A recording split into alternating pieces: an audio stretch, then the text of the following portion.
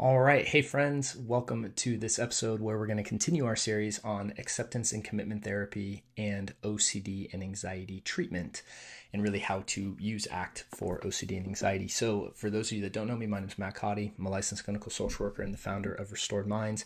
If you are looking for help and guidance on your path to recovery from OCD and anxiety, please check out the links in the notes. I have some great resources for you, or you can head over to restoredminds.com. And for those of you also who have been part of this series, please make sure to check out part 1 and 2 before going through this section, because it will make way more sense, when you have the context and really all the information that we're building upon in this series. So we'll link those as well. So please check those out. And without further ado, I should say, let's dive right in. So the reason that we're doing this series on ACT is because I wanted to give you a little bit of a preview of what I'm going to be talking about at the OCD SoCal conference. And I'm going to be giving a presentation with another therapist as well. And we're really doing a joint collaboration on this. And we're going to be talking about ACT. Now, I wanted to talk about and kind of give you a preview of what that is. And if you are interested in attending the conference, I'll have a link down in the notes as well where you can grab a ticket. Again, I'll be there live. Really always appreciate the opportunity to connect with people who, listen to the show. So if you're in the Southern California area, tickets, they're pretty cheap as far as when it comes to conferences. And it's just a one-day event. So if you're in the SoCal area, usually you can kind of come in and leave in the same day. You don't even need to stay overnight. And we'll be giving a more in-depth presentation on the topics in this series. So in part 1, we talked about this idea of self as context and in this idea of cognitive diffusion. And really what this is this idea of awareness and consciousness, and really understanding yourself as something other than the mind, other than your feelings, and then being able to diffuse from that. And then we moved into part 2 where we talked about the idea of present moment awareness and acceptance, and this idea of really, being able to be present and not get lost in the content of the mind, which usually takes you to the past and future, and then being able to be present with what is and being able to accept it as it is on a moment by moment basis, and not get into a state of resistance, which leads to compulsions. And so this is why it's so important that you really understand that this goes hand in hand with what we do with ERP. It just is a little more nuanced, and it's a different almost way of understanding it, and it really even supercharging it. And then this last part here are the last 2 pillars of the hexaflex, which are committed action and value-based decisions. So to really kind of, and again, the entire whole premise of why we're doing ACT is psychological flexibility, not to get rid of our thoughts, get rid of our feelings, not to achieve enlightenment, but again, to become psychologically flexible so we can, more effectively navigate the ebbs and flows of life. Now, so let's talk about the last 2 pillars, and then we'll kind of tie everything together in this 3-part series. So you have your committed action, and then you have your value-based decisions. So let's go ahead and talk about value-based decisions first. So values, unlike emotions, are stable, right? They are pretty much, something that is solidified. When you value something, you don't change your values on a day-to-day basis. You value something and you kind of hold to those values. Now, they may change over time, but they're very slow and gradual changes. So for instance, you might really value your career. At some point, you might value achievement. And when you value achievement, you're, very gung-ho and ambitious, and like, I'm going to climb this ladder and I'm going to make so much money, and all that's great. There's nothing wrong with that. If that's your value and that's what's important to you, then that's what a value is, right? Or you might, on the other hand, value family. And you might say, my family is the top priority.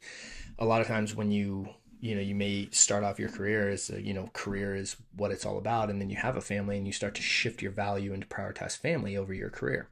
And some people do that, which is great.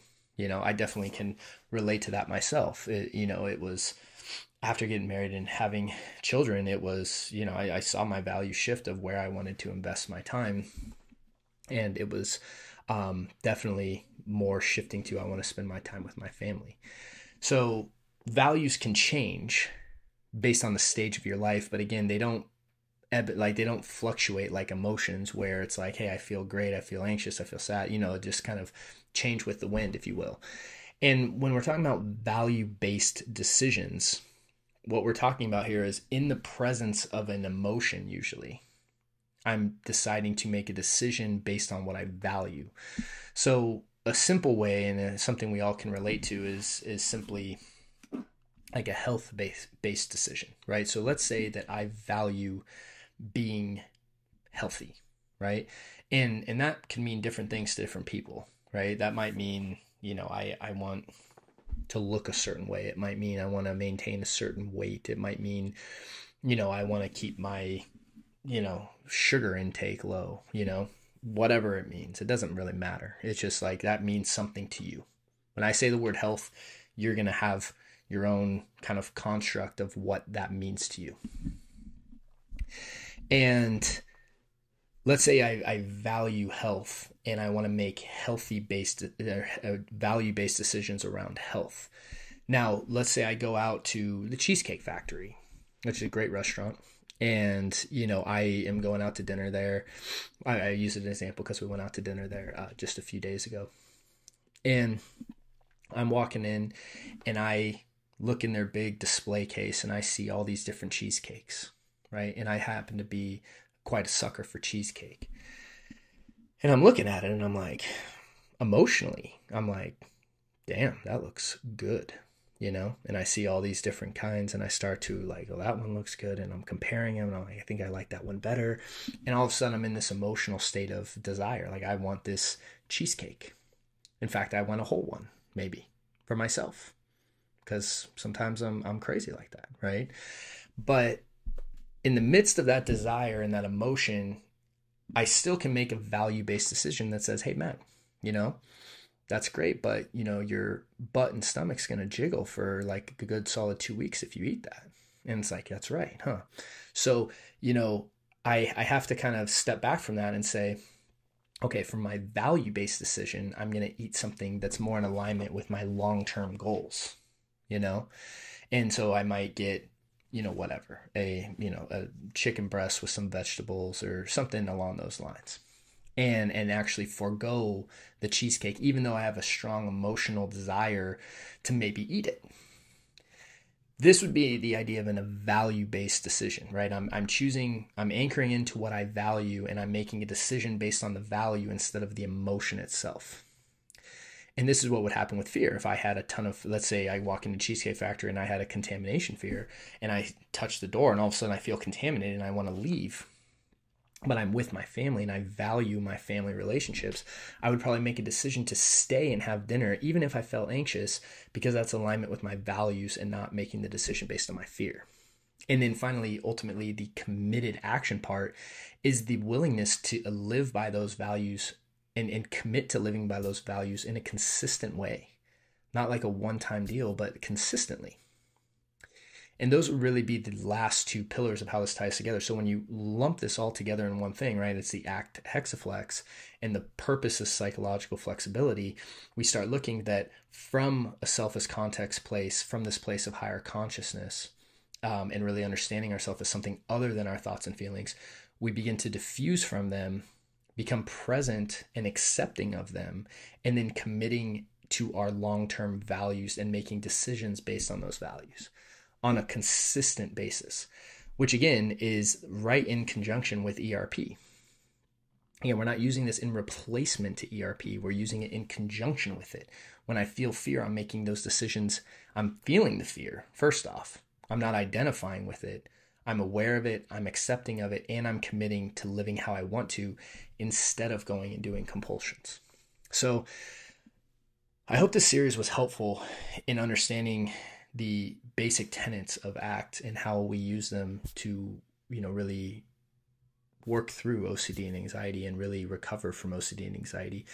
Again, like I said, I'm going to be giving a more in-depth talk on this in person at the OCD SoCal conference. Anyone in the SoCal area that listens to the show, please, you have links down in the notes for tickets.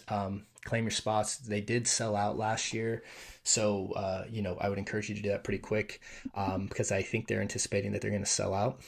And so, yeah, and if you're able to make it, definitely look forward to hopefully connecting with some of you at the conference live. So with that, wish you guys a great week and a great day. Hope the series was helpful, and I look forward to seeing you soon. Hey there. So if you enjoyed that video, we've linked up a few more videos that we think you'd find helpful as well. And if you have found this helpful, we'd really appreciate your support by liking and subscribing. And if you're looking for help and guidance, please check out restoredminds.com, as we have several options for you to get started. See you guys soon.